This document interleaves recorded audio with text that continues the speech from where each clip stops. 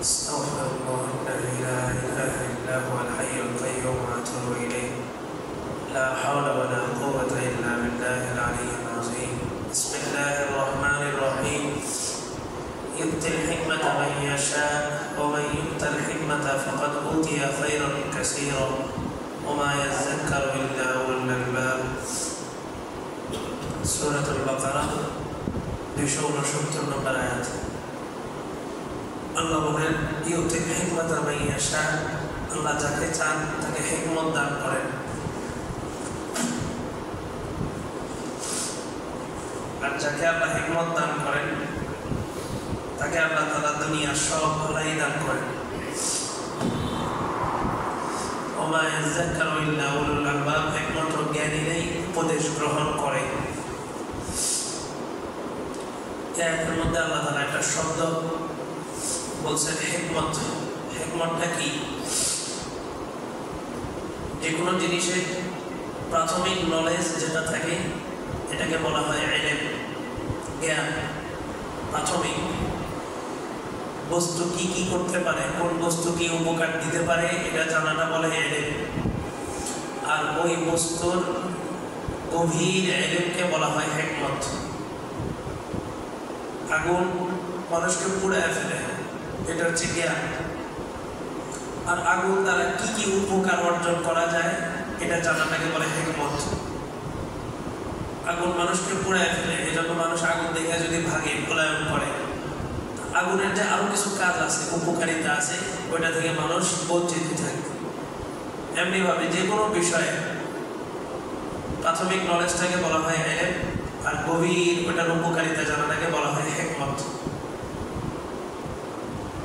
আর সূরা বাকারা 19 নম্বর পৃষ্ঠায় 1 নম্বর পারা 19 নম্বর পৃষ্ঠায় আয়াত আছে রব্বানা ওয়া বা'আস ফীহিম রাসূলাম মিন আনফুসিহিম ইয়াতলু আলাইহিম আয়াতিহি ওয়া ইউযাক্কিহিম ওয়া ইউআল্লিমুহুমুল কিতাব ওয়াল হিকমা আল্লাহ বলেন রাসূল আসছে চারটা কাজ নিয়ে চারটা কাজ করবেন ইয়াতলু আলাইহিম আয়াতিহি এক নম্বর হচ্ছে কোরআন পাঠ করবেন কোরআন তেলাওয়াত করবেন মানুষের সামনে কোরআনটাকে তেলাওয়াত করে শোনাবেন দুই নম্বর কাজ হচ্ছে ওই ইউযাক্কিহিম মানুষকে আত্মশুদ্ধি করবেন দীক্ষায় দীক্ষিত করবেন এটা হচ্ছে শিক্ষা শিক্ষাটা হচ্ছে কিতাবের নকশা যেটা আমরা দেখি এবং বুঝি আর এটা হচ্ছে দীক্ষা এটা বাস্তবিক জীবনে প্র্যাকটিক্যালি ফিট করা একটা মানুষ তখনই মানুষ হয় যখন জানা জিনিসের উপর আমল করে সমাজের চিত্র দেখবেন সবচেয়ে বড় দুর্নীতি যে করে সে সবচেয়ে বড় শিক্ষিত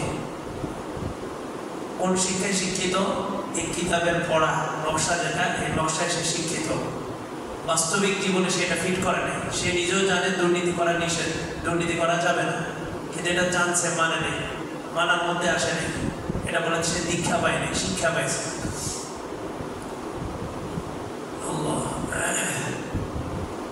বাচ্চারা শিক্ষার পাশাপাশি দীক্ষাটাও নেবে টিচারের কাছ থেকে এজন্য টিচারও ওরকম হইতে হবে শ্রোতারা বক্তার কাছ থেকে ওয়াজ শুনবে আবার বক্তাকে অনুসরণ করবে ওই জন্য বক্তাও হইতে হবে ওই মানে যে ইলম বা আমল হয় যা জানে সে অনুযায়ী আমলও করে যে চুরি করে সে কি জানে না চুরি করা নিষেধ অবশ্যই জানে চুরি করাটা অন্যায় অবশ্যই জানে কিন্তু সেটা মানে না জানার নাম জানা নয় মানার নাম জানা হয়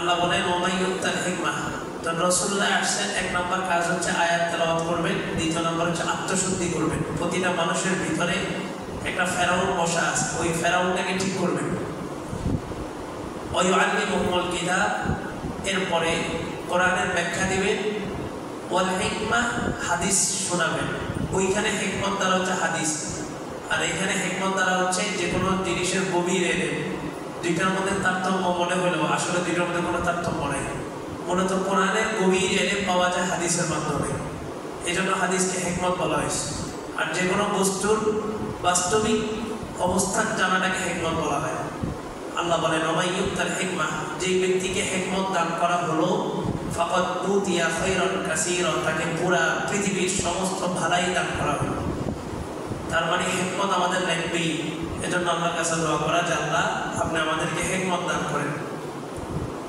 ওমা ইয়াযাক্কারু ইল্লা উলুল আলবাব, আল্লাহ বলেন জ্ঞানীরা ব্যতীত কেউ উপদেশ গ্রহণ করে না, একমাত্র জ্ঞানীরাই শুধু উপদেশ গ্রহণ করে।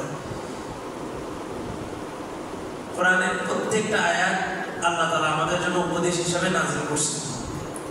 কেউ যদি এটা গভীরভাবে চিন্তা করে যে আল্লাহ এটা কেন বলছেন, তো সে এটার মধ্য থেকে অবশ্যই হিকমত খুঁজে পাবে এবং এই আয়াত তার হিদায়াতের জন্য যথেষ্ট হবে। আর কেউ যদি মনে করে যে এই আয়াতটা অনর্থক, তো বাস্তবিক অর্থে ওই আয়াতটা উপকারী হলেও তার জন্য কোনো উপকার পৌঁছাবে না। এজন্য 1 নম্বর বিশ্বাস, কোরআনের প্রতিটা আয়াত না শুধু প্রতিটা সেন্টেন্স এবং প্রতিটা হরফ আল্লাহ তাআলা যথাযথভাবেই নাযিল করছেন। ওমা আনফাকতুম মিন নাফাকাতিন আও নাযারতুম মিন নাযরিন ফাইন্নাল্লাহা ইয়া'লামু ওমা লিয-যালিমিনা মিন আনসার। আল্লাহ বলেন তোমরা খরচ করার বস্তুর মধ্য থেকে যা কিছু খরচ করো, আও নাযারতুম মিন নাযরিন অথবা মান্নতের বস্তুর মধ্য থেকে যে সমস্ত জিনিস মান্নত করো, ফাইন্নাল্লাহা ইয়া'লামু আল্লাহ তাআলা সব কিছু জানেন। ওমা লিয-যালিমিনা মিন আনসার, আল্লাহ তাআলা জালেমদের জন্য কোনো সাহায্যকারী থাকবে না। এখানে আল্লাহ বলতেছে 270 নম্বর আয়াত যে তোমরা যা কিছু খরচ করো, কিসের কোন বস্তু খরচ করতেছ, বস্তুটা কি হালাল না হারাম, যেটা আগে আলোচনা গেছিল যে অবৈধ ইনকাম করে বছরে যাকাত দিলেই সব মাল পবিত্র হয়ে যাবে, বিষয়টা এমন নয়। 100-তে 100 যে আমি যা ইনকাম করছি সব কিছু হালাল, এরপরেও হইতে পারে যে এখানে কিছু হারাম চলে আসতে পারে, এজন্য আমি যাকাত দিলাম, এই ওসিলায় আল্লাহ তাআলা পুরো মালটাকে পবিত্র করে দিয়েছে। এটা হচ্ছে আসল থিওরি, ইসলামের আসল কনসেপ্ট। কিন্তু আমাদের অবস্থান হলো যে যেভাবে হোক টাকা কামাই, বছরের লাস্টে একবার যাকাত দিয়ে দিলেই আদায় হবে। এখন ফতোয়া আসছে যে আপনার ব্যাংকে যে ইন্টারেস্টটা আসে, গত পরশুদিন একজনে ফোন দিছে যে ব্যাংকওয়ালারা বলছে যে আপনার এই টাকা দিয়ে আমরা ব্যবসা করছি, এটা সুদ না, এটা হচ্ছে আপনার এই টাকা দিয়ে আমরা ব্যবসা করছি, ব্যবসায় লাভবান হয়েছি, ওই জায়গা থেকে আপনাকে আমরা লম্বা অংশটা দিলাম। তো এটা না যায় কেন? তো আমি ওনারে বলছি, বলার পরে উনি ওই নাটোর একটা জেলা, নাটোর চুয়াডাঙ্গার ওইদিকে নাটোর, তো ওইখানে ব্যাংকের ম্যানেজারের সাথে আমার কথা বলা গেছে। ব্যাংক ম্যানেজার আমার জিজ্ঞেস করলেন কতটুকু পড়াশোনা করছি না করছি, তারপর উনি আমার বুঝাইলেন যে এই অবস্থা, আমরা এটা দিয়ে ব্যবসা করছি। তা আমি বললাম যে উনি যখন আপনার কাছে টাকাটা রাখছে তখন কি উনি আপনাকে বলছে যে আমি ব্যবসা করব? উনি তো বলেনি। আমানতের টাকা আমার কাছে একজন রাখছে 50,000 টাকা, তো সে 50,000 রাখছে, আমি তাকে 50,000ই দিতে হবে। 50,000 জায়গায় তাকে বাজার দেওয়ার সুযোগ নেই। আর এটা মনে রাখবে, এটা একটা মানুষ বুঝে না কেন আল্লাহ জানে, যে কেউ কাউকে টাকা বেশি দেয় দেয় না। আপনি কি কাউকে টাকা মাগনা 1-1,500 টাকা বেশি দিবেন না? তারা কেন দিচ্ছে? মূলত পশ্চিমারা চায় যে অতিরিক্ত টাকাটার মাধ্যমে সমাজের মানুষের ঈমান নষ্ট হোক, সমাজের অবকাঠামো নষ্ট হয়ে যাবে। একটা স্পিড থাকে। আমি যখন লেবারকে 500 টাকা দিলাম, 500 টাকার বিনিময়ে লেবার আমাকে একটা কাজ দিছে। আমি একজনকে 5 টাকা দিলাম, 5 টাকার বিনিময়ে সে আমাকে একটা কলম দিছে। এটা একটা কাজের একটা গতি থাকে, স্পিড থাকে। কিন্তু যখন ব্যাংকে টাকা লাগাই দিয়ে ঘরে বসে আছি, টাকা আসতেছে, বিনিময়ে কি কোনো কাজ হয়েছে? কোনো কাজ হয় নাই। কোনো পণ্য আদান প্রদান হয়েছে? হয় নাই। এই যে অর্থনৈতিক একটা স্পিডটাকে আটকাই দিচ্ছে। আপনি দেখবেন যে সমস্ত রাষ্ট্রগুলো সুদী কারবারে জড়িত, এই সমস্ত রাষ্ট্রের অবকাঠামো নষ্ট হয়ে গেছে, শেষ কাজের স্পিড নেই। এখন সমাজের একদম নিম্ন শ্রেণীর মানুষগুলো সুদের কারবার করতেছে, ওই টাকা লাগায় রাখছে, সুদ ভিত্তিক টাকা আসতেছে। এখন এটা ইনকামের একটা সোর্স মনে করছে। আমি ওনাকে বললাম, উনি তো আপনার সাথে চুক্তি করে নেই। তো বলে যে উনি করে নেই, কিন্তু আমরা টাকাটা নিছি ব্যবসার খাতে। তো ভাই টাকার মালিক যিনি, উনি আপনার সাথে ব্যবসার নিয়ত করে নেই। আপনি কি হিসাব, আপনার ব্যবসার নিয়ত করলে কি আপনার নিয়ত কি এখানে ধর্তব্য আছে? আপনি তার চার্জ কাটবেন। সে 50,000 টাকা রাখছে, আপনার যে কষ্ট হয়েছে, ব্যাংকিং কষ্ট আছে, খরচ আছে, ওই বাবদ আপনার টাকা কাটবেন। আপনি সেটা না করে উল্টা আরো তাকে টাকা দিতেছেন। আচ্ছা ঠিক আছে, ব্যবসা করলেন, কি সিস্টেমের ব্যবসা? বলে যে ভাই এই মুদারাবা একটা ব্যবসা আছে, ভাই এই ব্যবসাটা হয় শুধুমাত্র লাভের চুক্তির উপরে, এটা শরীয়ত জায়েজ করছে। ব্যবসা মানে হচ্ছে লাভ লস দরটা থাকবে। আমি আপনাকে টাকা দিলাম, লাভও যেভাবে 50-50, লসও 50। এখন ইসলামী ব্যাংক ওনারা বলে যে আমরা লসটা নিজের কাঁধে রাখি, লসটা আমাদের কাঁধে রাখি, গ্রাহকের যেন কোনো লস না হয় ওটা আমরা ক্ষতিপূরণ দিয়ে দিই ব্যাংকের পক্ষ থেকে। তো সুদ আর ব্যবসার মধ্যে পার্থক্য কোথায়?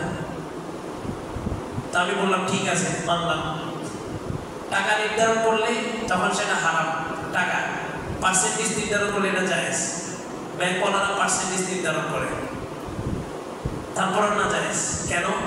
সূক্ষ্ম বিষয়টা বুঝেন। আমি যখন আপনাকে বললাম লভ্যাংশের 5%, তখন টাকাটা কি নির্ধারণ হয়েছে? হয়নি। লভ্যাংশ যা আসে 50,000 আসতে পারে, 1 লাখ আসতে পারে, 50 লাখ টাকাও আসতে পারে। আমি যখন বললাম লভ্যাংশের 50%, তার মানে হলো লাভ যা আসবে অর্ধেক ব্যাংক অর্ধেক আমি। বিষয়টা ক্লিয়ার? কিন্তু আমি যখন বললাম লাখে 5%, তখন কিন্তু টাকা নির্ধারণ হয়ে গেছে। 1 লাখে 5% কত? 5,000 টাকা। এখন তারা টেকনিকটা কি অ্যাপ্লাই করে? তারা প্রশ্ন করে হুজুরদেরকে, হুজুর টাকা নির্ধারণ করলে তো না জায়েজ, পার্সেন্টেজ নির্ধারণ করলে কি না জায়েজ? তা আমরা বলি যে না, পার্সেন্টেজ নির্ধারণ করলে না জায়েজ নেই। তো তারা এটাকে কি করে? ওই যে খারাপ উদ্দেশ্যে ব্যবহার করে। লাখে 5% বললে তখন 5,000 টাকা নির্ধারণ হয়ে গেছে। তো তারা বলে লাখে আমরা 5% দিই, আর আপনি হুজুরকে জিজ্ঞেস করবেন পার্সেন্টেজ বললে জায়েজ। উনি আমাকে বলতেছে যে পুরো বাংলাদেশের সমস্ত আলেমরা এই বিষয়ে একমত, পার্সেন্টেজ নির্ধারণ করলে জায়েজ, টাকা নির্ধারণ করলে না জায়েজ। আপনি বলতেছেন পার্সেন্টেজ নির্ধারণ করলে না জায়েজ। তাই বললাম যেই পার্সেন্টেজের মাধ্যমে টাকা নির্ধারণ হয়ে যায় ওই পার্সেন্টেজটা না জায়েজ। উনি আমার দাওয়াত দিয়েছেন ওনাদের ব্যাংকে একদিন যাওয়ার জন্য। সামনাসামনি কথা বলবেন, দূর থেকে কথা বললে অনেক বিষয় অস্পষ্ট থাকে।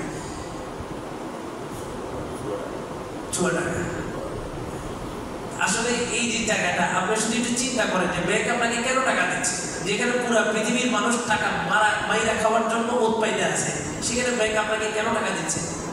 এই যে সামাজিক একটা অবস্থা, পশ্চিমারা চায় টাকার বেশি তো তাদের কাছে, আপনার কত টাকা রাখবে? শুধু আপনার ইমানটা দিয়ে দেন, আপনার যত টাকা লাগে নিয়ে যান।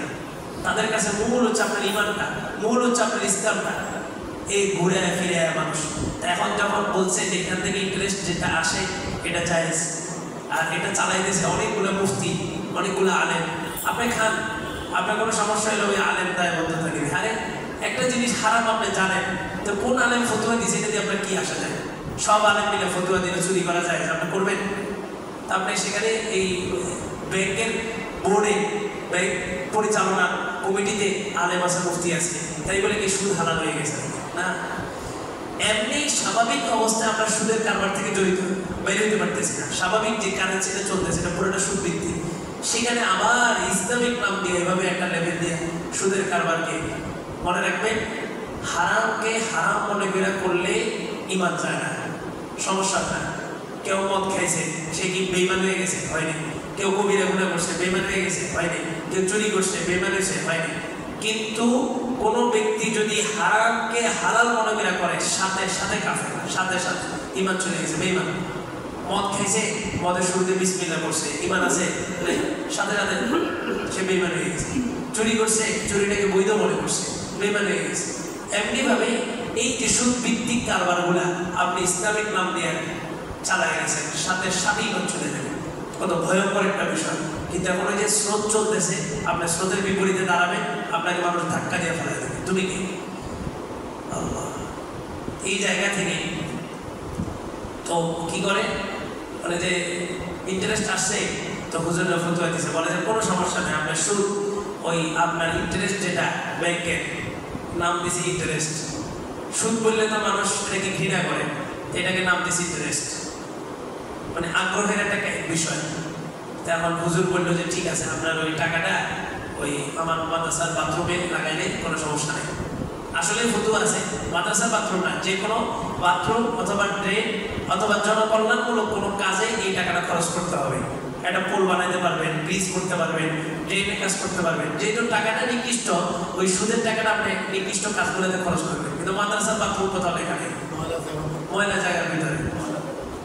তো হুজুর যখন বললো, আমি আমার কথাই বলতেছি, আমি যখন ফতোয়াটা দিলাম যে ভাই ঠিক আছে আপনার ব্যাংকে থেকে ওই সুদ আসছে, কোনো সমস্যা নেই, এটা আপনার ওই যে মসজিদের বাথরুমে লাগাই দেন, মাদ্রাসার বাথরুমে লাগাই দেন। আচ্ছা বলেন ওই লোকটা কোনোদিন সুদের কারবার থেকে বের হবে? হবে না। সে জানে আরে এই টাকা যদি মসজিদের বাথরুমে লাগতে পারে, মাদ্রাসার বাথরুমে লাগতে পারে, তো এটা আমার বাথরুমে কেন লাগবে না? আমার আত্মীয় স্বজন গরিব আছে, তাদের বাথরুমে কেন লাগবে না? সে কোনোদিন এই সুদের কারবার থেকে বের হবে না। সমস্ত আলেম একমত হইতে হবে সুদি কারবার সামাজিকভাবে বয়কট। তার সুদের টাকা কেউ মসজিদে দিতে পারবে না, কেউ কোথাও দিতে পারবে না, বাস বয়কট। এরপরে এই লোকটা তওবা করে ফেলছে যে আমি আর কোনোদিন সুদের কারবার করবো না। এইবার আসো, তারপরে যায় সমাধান হইল, তোমার ওই সুদের টাকাটা তুমি এই কাজগুলোতে ব্যবহার করতে পারবে। কিন্তু আমি যখনই বললাম ভাই চুরি করছো কোনো সমস্যা নেই, আসে শুধু আস্তাগফিরুল্লাহ বললেই তোমার সব গুনাহ মাফ, এই লোক কোনোদিন চুরি ছাড়বে? ছাড়বে না। এই জন্য আগে পথ বন্ধ করতে হবে। এটাকে শরীয়তের পরিভাষা বলে সাদ্দুজ যারাইয়া, মাধ্যম যেটা এটাকে বন্ধ করে দেওয়া। বেগানা নারীর দিকে তাকাইলে কি কোনো সমস্যা আছে? নাই। কিন্তু তাকানোটাকে হারাম কেন বলছে? বলে যে তুমি যখন তাকাইবা তারপর তোমার মনের মধ্যে কুপ্রবৃত্তির চাহিদা বৃদ্ধি পাবে, এরপর তোমার মস্তিষ্ক এটা নিয়ে ব্যস্ত থাকবে, এরপর তুমি অঙ্গ প্রত্যঙ্গের মাধ্যমে জেনা করবা। এই জন্য তাকানোটা নিষেধ। তাহলে তাকানোটা কোনো সমস্যা নেই, তাকালে কি সমস্যা? ওই যে আগেই রাস্তা বন্ধ করে দিতে হবে। তো সুদের রাস্তা আমরাই বন্ধ করতে হবে। যে ব্যক্তি সুদের কারবার করছে জানাজা বয়কট, তার জানাজা কেউ পড়াবে না। সুদের কারবার করছে, আত্মহত্যা করে মারা গেলে তার জানাজা কিন্তু উল্লেখযোগ্য কেউ পড়াইতে পারবে না, এবং তার জানাজায় উল্লেখযোগ্য মুসল্লিও উপস্থিতি হতে পারবে না। অল্প সংখ্যক 4-5 জন মিলে জানাজা শেষ করবে। ওইটা যেমন হারাম, সুদটা আরো ভয়াবহ হারাম। আত্মহত্যা করছে একজন, তার ব্যক্তিগত, কিন্তু সুদের বিষয়টা পুরা পৃথিবীব্যাপী।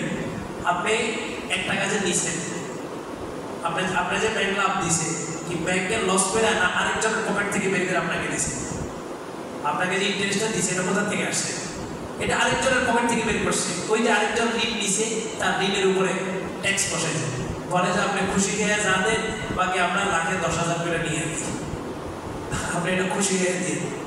পুলিশের পিস্তল থেকে কয় যে খুশি খেয়ে চা নাস্তার জন্য 5,000 টাকা দেন, খুশি খেয়ে, কারণ আপনি মনে কষ্ট নিয়ে দিলে এটা হারাম। আপনি খুশি হয়ে দেন, পিস্তল রেখেছে কই? মাথায়। যে ব্যাংকিং ওইগুলা কয় যে আমরা তো আসলে সুদের কারবার করি না, আপনি খুশি হয়ে যা দেন, তবে লাখে 10,000 টাকা দিয়ে দিই। সবাই লাখে 10,000 টাকা দেয় সুদ। হ্যাঁ না, ব্যাংক বন্ধ করবে কেন? ব্যাংক পরিচালনা কিভাবে করতে হবে ইসলাম সেটাও বলছে। ব্যাংক পরিচালনা খাত আছে না? আল্লাহ, ব্যাংক পরিচালনা হবে, ব্যাংক নিজে ব্যবসা করবে ব্যাংক, এবং ব্যাংকের উপরে যাকাত আসে। ব্যাংক যখন টাকা জমা করতে করতে যখন উল্লেখযোগ্য একটা অ্যামাউন্ট ব্যাংকে জমা হয়ে যায়, তখন ব্যাংকটা আর ব্যাংক থাকে না, ব্যাংক একজন ব্যক্তি সত্তা হয়ে যায়, মানুষ হয়ে যায়। তখন ব্যাংকের উপরে যাকাত আসে। ব্যাংক মানুষের টাকাগুলো নিয়ে সে ব্যবসা করবে, সে মাই খাবে, সে লাভবান হবে, কিন্তু মানুষকে সার্ভিস দিবে ফ্রি। ভাই তোমার টাকা লাগবে 1 লক্ষ টাকা, তুমি আগে বলো তোমার ভ্যালু কি, তোমার সামাজিক অবস্থান কি। হ্যাঁ, সমাজের মানুষ তোমাকে চিনে, তোমার উল্লেখযোগ্য একটা অবস্থান আছে, ঠিক আছে তুমি আমার 1 লক্ষ টাকা নাও। 1 লক্ষ টাকা দিবি, 10 লক্ষ টাকা দিবি, 1 টাকাও যদি বাড়তি নিস এটা সুদ। আর ব্যাংক করা কি ফরজ? ব্যাংক করা কি ফরজ? ব্যাংক না করলে জাহান্নামে চলে যাবে এরকম কিছু করবে। যে যুগে ব্যাংক ছিল না ওই যুগ চলছে না? চলছে। মানুষ মাটির নিচে টাকা জমা রাখছে, মাটির নিচে। এখন ব্যাংক দেউলিয়া ঘোষণা করলে কোনো কারণে ব্যাংক দেউলিয়া হইতেছে না, ব্যাংক দেউলিয়া ঘোষণা করলে রাষ্ট্রীয় নিয়ম অনুযায়ী আপনার সর্বোচ্চ 1 লক্ষ টাকা পাবেন, সর্বোচ্চ 1 লক্ষ টাকা। আপনি যত কোটি টাকা ব্যাংকে রাখেন 1 লক্ষ টাকা পাবেন। তো ব্যাংক দেউলিয়া ঘোষণা করতেছে না। সবচেয়ে বড় বিষয়, আমার টাকা পয়সা ব্যবসায় লাগাই। ব্যবসায় লাগালে কি হবে? ওই যে অর্থনৈতিক যে স্পিডটা, এটা ঠিক থাকবে। সমাজে একটা স্পিড আছে না, টাকার বিনিময় হয়তো শ্রম হবে, অথবা টাকার বিনিময় পণ্য আসবে, এই যে স্পিডটা ঠিক থাকবে। কিন্তু টাকাটা যখন সুদের উপরে লাগাইলেন, কোনো শ্রম নাই, কোনো পণ্য আসে নাই, এই যে স্পিডটা ধাক্কা হয়ে গেল। আর ম্যানিপুলেট করে ব্যাংকের সিস্টেমটা হচ্ছে ম্যানিপুলেট করে আরেকজনের পকেটের টাকা আপনার পকেটে ঢুকিয়ে দিয়েছে, অথবা আপনার পকেটের টাকা আরেকজনের পকেটে ঢুকিয়ে দিয়েছে। আপনি কি জানেন কার টাকা আসছে? জানা নাই। এখানে 16 কোটি মানুষ যদি হয়, তো 16 কোটি মানুষের টাকা আপনার পকেটে ঢুকছে। আপনি তো চিন্তা করতেছেন 10 টাকা না নিচ্ছে, না এটা 10 টাকা না, এটা 16 কোটি মানুষের হক। আর সুদের যতগুলো ভয়াবহতা, সর্বনিম্ন হয়েছে কি নিজের আপন মায়ের সাথে জেনা করা। আপন মায়ের সাথে জেনা করা কত কঠিন। 5টা শাস্তি আল্লাহ বলেন, ফাযারু বিহারবিন মিনাল্লাহি ওয়া রাসূলি, আল্লাহ এবং আল্লাহর রাসূলের বিরুদ্ধে যুদ্ধ। কিরকম যুদ্ধ? হাসরের মাঠে যখন ফেরেশতারা এরকম সারিবদ্ধ করে দাঁড় করাবে, আল্লাহ রাসূল হাউজে কাউসারে পানি পান করাইতেছে, সবাই পানি পান করতে যাবে, আর প্রত্যেকে এখানে একটা নেম প্লেট থাকবে, ওই নেম প্লেটে তার মার্ক উঠানো থাকবে, কত নাম্বার, তার কয়টা নেকি আছে এখানে লেখা থাকবে, গলায় ঝুলানো থাকবে। তো যাদের নেকি নাই, এই নাম্বার প্লেটে নাম্বার নাই, তাদেরকে ওই লাইনে ঢুকতে দেবে না, ওইখানেই ফেরেশতা তারা পিঠে অ্যাকসেপ্ট করে দেবে। বের করার পরে যারা সুদি কারবার করছে, সুদ খেয়েছে, এদেরকে ফেরেশতা বলবে তোমার পিস্তল কোথায়, তোমার বন্দুক কোথায়, তোমার কামান কোথায়? তো মানুষ বলবে পিস্তল বন্দুক কামান দিয়ে কি করবো? আরে তুমি না আল্লাহ রাসূলের বিরুদ্ধে যুদ্ধ করবা। সুদের কারবার করা মানে কার বিরুদ্ধে যুদ্ধ করা? আল্লাহ রাসূলের বিরুদ্ধে যুদ্ধ করা। ফেরেশতা সেদিন তিরস্কার দিয়া তার কাটা গায়ে লবণ ছিটাবে, বলবে তোমার অস্ত্র কোথায়, তোমার অস্ত্র কোথায়? সে বলবে অস্ত্র কেন? বলবে তুমি না আল্লাহ রাসূলের বিরুদ্ধে যুদ্ধ করবা। সে বলবে নাউজুবিল্লাহ, আমি আল্লাহ রাসূলের বিরুদ্ধে কেন যুদ্ধ করবো? আরে তুমি যুদ্ধ করবা বলেই তো দুনিয়াতে সুদ খাইছি না, দুনিয়াতে ঘুষ খাইছি না, তুমি যুদ্ধ করবা বলেই তো তুমি সুদের কারবার করছো। তো ফেরেশতা সেদিন তাকে তিরস্কার করবে। এরপরে কি? তার কোটি কোটি টাকা হবে, কোটি কোটি টাকা। আল্লাহ রাসূল বলেন সে দেউলিয়া হয়ে থাকবে, দেউলিয়া হয়ে যাবে, দেউলিয়া, একদম কিছুই থাকবে না, নিঃস্ব হয়ে যাবে। এরপরে সবচেয়ে ভয়াবহ যে জিনিসটা, বেঈমান অবস্থায় মারা যাবে, ঈমান নিয়ে মারা যেতে পারবে না, বেঈমান হয়ে মারা যাবে। আল্লাহ আল্লাহ বলে যা কিছু খরচ করো অথবা যা কিছু মানমত করো, আল্লাহ কিন্তু সব কিছু জানেন যে তুমি কিসের টাকা কোন জায়গায় নিয়ে খরচ করতেছো। মাদ্রাসায় তো দিনে একটা হিসাব গেছে, কিন্তু মসজিদে যখন দেয় তখন অবস্থাটা কি হয় বলে? মসজিদে কত মানুষ নামাজ পড়তেছে, এই যে 5 ওয়াক্ত নামাজ পড়ে আমাদের এই মসজিদ বলে, এই প্রত্যেক 5 ওয়াক্ত নামাজ হইতেছে, জুমা হইতেছে, এটা হইতেছে, ওইটা হইতেছে, এরকম একটা মসজিদ থেকে বা এতগুলো নামাজ পড়ার পরে আমাদের অবস্থানটা কোথায় থাকার কথা ছিল? এমনকি ওই অবস্থানটা আছে, মুসল্লি আছে, এই নামাজ পড়ে মসজিদ থেকে যতক্ষণ মসজিদে আছে ততক্ষণ সে মুসল্লি, মসজিদ থেকে বেরোইছে তাকে আর চিনাই যায় না সে মুসল্লি নাকি, বাস সে তার আগে এর মতো কাছে কারবারে ধরাই দিতেছে। আল্লাহ, গত বছর, এই বছর আগের বছর, গত বছর আমরা ইফতারির আয়োজন করছিলাম। তো ওই যারা যারা ব্যাংকে কাজ করে ওনারাও টাকা দিছে, তো সবাই এটা আমার জিজ্ঞেস করা শুরু করছে, হুজুর ব্যাংকে চাকরি করে টাকা দিছে, আমরা ইফতারি কেমনে খাবো? তা আমি খুব ভালো লাগছে যে মানুষের ভিতরে একটা চিন্তা চেতনা ঢুকছে যে একটা ব্যাংকের টাকা তো কখনোই হালাল হবে না। যে ব্যাংকে চাকরি করে তার টাকা কখনো হালাল না, শুধুমাত্র ব্যাংকের 2 জন ব্যক্তির টাকা হালাল। 1 নম্বর হচ্ছে দারোয়ান, 2 নম্বর হচ্ছে সুইপার, এই 2 জনের টাকা হালাল। এটা কিন্তু একদম স্বতঃসিদ্ধ মাসালা, আপনারা জানেন কি নাকি জানেন? ফেকার মাসালা হলো ব্যাংকে যে চাকরি করে, চলমান আধুনিক যে ব্যাংকগুলো আছে, এই ব্যাংকে যারা চাকরি করে কারোর টাকাই হালাল না, জানেন এটা? শুনেন নাই কখনো? এদের বেতন কিন্তু হালাল না। কাদের? ওদের বেতনটা হালাল হয়েছে, ওরা দারোয়ান, ব্যাংকে করলেও দারোয়ান, অন্য জায়গায় করলেও দারোয়ানই থাকতো, এই জন্য এদের বেতনটা হালাল। আর একটা হচ্ছে সরাসরি আল্লাহ রাসূল বলছে যে সুদের কারবার করবে, হাদিসটা শুনেন, যে সুদের কারবার করবে, যে সুদের কারবারে লিখবে, যে সুদের কারবারে সাক্ষী হবে, যে সুদের কারবারে কলমটা এনে দিবে, যে সুদের কারবারে খাতাটা এনে দিবে, কুল্লুহু ফিন্নার, সবগুলো ঠিকানা জানা। কথা বলছে যে সুইপার, যে দারোয়ান, এই 2 শ্রেণীর মানুষ, তারা ব্যাংকে থাকলেও ওটা করবে, অন্যখানে গেলেও ওটা করবে। আল্লাহ এবার বলেন যাদের বেতন হালাল না, ওদের ওখান থেকে আপনি ইন্টারেস্ট নিয়ে ওটা কিভাবে হালাল? ওই যে হালাল আমি করছি, আমি আপনাকে বলে দিছি যেটা হালাল করার পদ্ধতি হলো এটা, বিসমিল্লাহ বলে নেবেন, আবার দান করার সময় কি বলে বিসমিল্লাহ বলে দান করবেন, আজ এটা হালাল। এগুলো সমাজের একটা স্রোত চলতেছে, এটার বিপক্ষে দাঁড়ায় আমি কথা বলে যে ঠিক করে না, আমিও জানি, কিন্তু ওই যে দায়িত্বের জায়গা থেকে বলে দেওয়া বলে দিচ্ছি।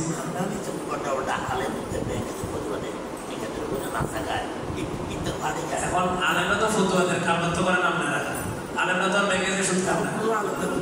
এখন আমার মসজিদের টাকা যে সুদ আসে এটা আপনারা জানেন না, এবার এটা করে তো হুজুর খান।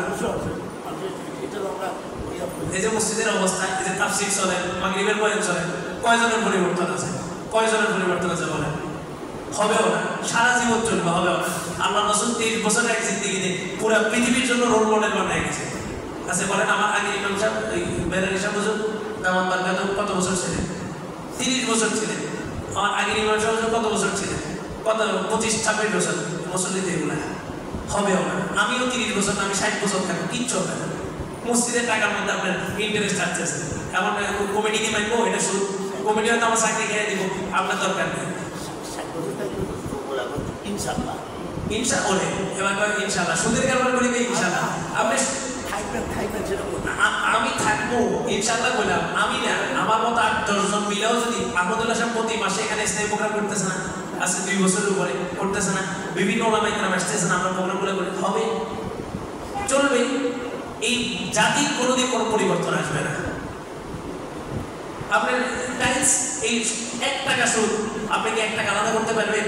আপনি জানেন টাকা পয়সার নিয়ম কি? ইসলামের নিয়ম হলো দুধের মধ্যে যেমন নাপাক করলে আলাদা করা যায় না, টাকা পয়সায় যখন হারাম মিক্স হয়, ওই হারামটা আপনি যত চেষ্টা করেন কোনোদিন আলাদা করতে পারবেন না। আপনি 10 টাকার নোট একজন হারাম দিছে, এই যে আপনার টাকার সাথে ঢুকে ফেলেছেন, কোন 10 টাকা আলাদা করার কোনো সুযোগ নেই। এখন আমার মতো আলেমরা তো ফতোয়া দিছে, আলেম পুরো পৃথিবীর আলেম ফতোয়া দেয়। আপনার তো জানা আছে সুদ হারাম, আপনার জানা আছে না সুদ হারাম, পুরো পৃথিবীর আলেম ফতোয়া দিলে চুরি করা যায়, আপনি করবেন? চুরিটা যেমন হারাম, সুদ তার থেকে ভয়াবহ হারাম।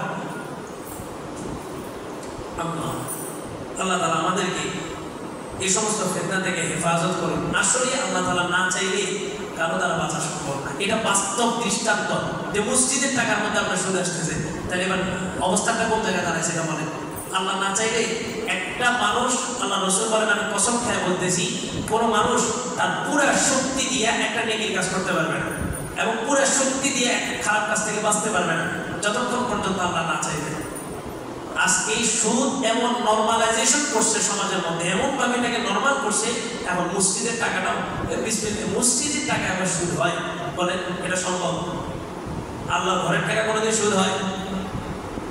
এখন আমাদের বলছে হুজুর আবার বুঝি সুদ খায়। আর একই জিনিস, পুলিশ নিলে ওটা সুদ হয়, হুজুর নিলে হাদিয়া হয়। কে বলছে আপনাকে এটা?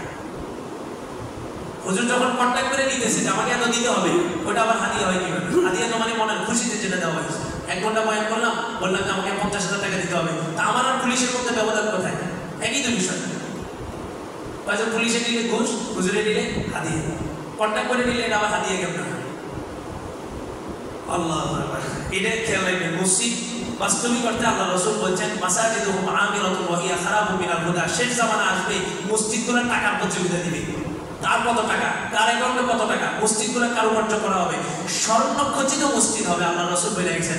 কিন্তু কি বলছেন? ওয়া হিয়া খারাবুম মিনাল হুদা, ভিতরে মুসল্লি থাকবে, আসলে এগুলো মুসল্লি না। নামাজ 3 রাকাত পড়ছে, ইমামও জানে না, মুসল্লি জানে না। নামাজ শেষ হওয়ার পরে যায় খবর হয়েছে, ওরে আজকে তো 3 রাকাত। এই মসজিদের ঘটনা আমার ঘটনায় ঘটেছে, তাই এই মসজিদে হবে না তো কোন মসজিদে হবে? মসজিদের টাকার উপরে সুদ আসতেছে, এই মসজিদের ইমামের নামাজে ভুল হবে না তো কার নামাজে ভুল হবে? এই মসজিদের ইমাম ভুল বক্তব্য দিয়েছে, বক্তব্য নিয়ে করে ছড়ায় গেছে, এই মসজিদের ইমাম ভুল বক্তব্য দিবে না কোন মসজিদের ইমাম ভুল বক্তব্য দিবে? এটা খুব ভয়াবহ একটা জিনিস। টাকা তো আমি পাশে থাকি, কেউ শুনে খালগার আমরা রেয়ারও ছিল, ওনার ওয়াইফ পেনশনে 13,000 টাকা নিয়ে রাত্রে শুয়েছে, বাসায় কেউ ছিল না, ও দরজা ভাঙি গেল, মুখোশরী গেছে, তোমার আমার কোনো তো আছে কি কিনলে আছে এবার তোমার মারিয়েছে টাকা। প্রশ্ন খুব সুন্দর না? 13,000 টাকা প্রশ্নটা সুন্দর না? এবার দেখেন, ব্যাংকে সেভিংস অ্যাকাউন্ট করেন, আপনার যেখানে আপনার ইন্টারেস্ট আসে না ওইখানে অ্যাকাউন্ট করেন। আমার মসজিদকে ওই জায়গায় অ্যাকাউন্ট করছে, আমার মসজিদ খুঁজি কোন জায়গায় সবচেয়ে বেশি লাভ দিব, ওই সেক্টরটাতে ইন্স্যুরেন্সে যায় মারছে, ক্ষয় যায়, এখানে তো টাকা একটু বেশি, আর টাকা যাবো তো মসজিদে, ওটা আবার হারাম হয় কিভাবে? মসজিদে ঢুকলে তো এটা কি হালাল, আর ফতোয়া কে দিবে? আমার মতো হুজুর আছে নাকি? এক মাসালা মুফতি ইলিয়াস হুজুরের কাছে ফোন দিছি, বললাম যে হুজুর বৃদ্ধ বয়স, লোকটা একদম বুড়া, তালাক দিয়ে দিয়েছে, বিবির 3 তালাক। হুজুর বলছে না, এটা কোনোভাবে সম্ভব না। আমি ঘুরে ফিরে চাইছিলাম যে একটু মাসালা অন্য কিছু করা যায় কিনা আমার এলাকায়। বললাম যে হুজুর, ওই যে সাহাবীদের 3 জন সাহাবীরা আল্লাহ রাসূল বয়কট করছে, তার মধ্যে একজন ছিল বয়স্ক সাহাবী, বিবিদেরকে বলছে তোমরা কাছে যাবে না। একজন বয়স্ক সাহাবীর ব্যাপারে আল্লাহ রাসূল বলছে যে ঠিক আছে, তোমার বিবি তোমার সাথে থাকুক, যেহেতু তুমি একদম বয়স্ক। হুজুরের এই বিষয়টা বুঝে বলছি, বলার পরে হুজুর বলেন যে আচ্ছা, আপনি যে বলতেছেন তালাক হওয়ার পরেও লোকটার বয়সের দিকে তাকায় বিবিটাকে তার সাথে রাখার জন্য, আজকে যদি বিবিটা মারা যেত, বিবিটা যদি আজকে মারা যেত, তাহলে কি লোকটা চলতো না? অবশ্যই চলতো। আপনি কিভাবে এই কথা বলেন? হুজুর খুব রাগ হয়ে গেছে। তারপরের দিনের ঘটনা, একজন নাম করা আলেম উনি তওবা করায় বিয়েটা নতুনভাবে করাই দিয়েছে, বিয়ে করাই দিয়েছে, তওবা করায় বিবাহ করাই দিয়েছে। পরে হুজুরকে আমি বললাম বিষয়টা, হুজুর যে অমুক হুজুর এই বিয়েটা করাই দিয়েছে, পুরা সমাজের ভিতরে এখন একটা ফিতনা লেগে গেছে, পুরো সমাজের মানুষ তাদেরকে দীক্ষা দিতেছে, যিনি বিয়ে করেছে ওনারও দীক্ষা দিতেছে। হুজুর নষ্ট কারণে জানেন না মাসানা